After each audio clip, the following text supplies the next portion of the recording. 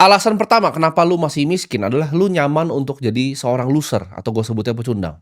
Setiap kali lu nggak punya duit, lu selalu tujuk orang ya, lu selalu salahinnya orang lain.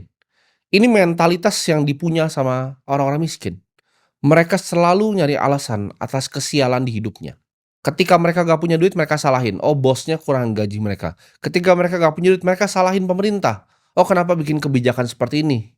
Keadaan ekonomi global pun lu salahin, ya bahkan keluarga lu sendiri pun lu salahin, "Kenapa gua dilahirkan di keluarga yang miskin ya? Gue pengen banget jadi kaya, kenapa gua dilahirkan di keluarga yang miskin?" Kebanyakan orang kaya itu lahir dari justru keluarga yang miskin. Karena keadaan yang sulit itu bikin orang-orang yang tangguh.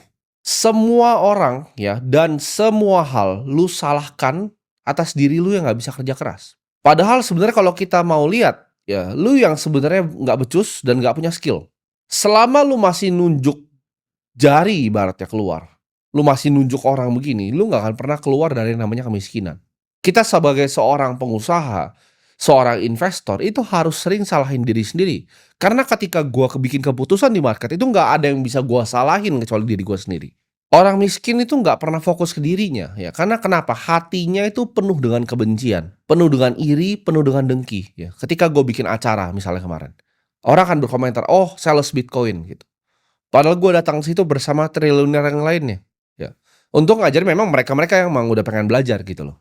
Tapi yang pengen belajar ini sama di luar dikatain kenapa? Karena dengan orang luar ngatain mereka yang datang dan pengen belajar, mereka ngerasa status mereka ini naik, sebagai seorang manusia.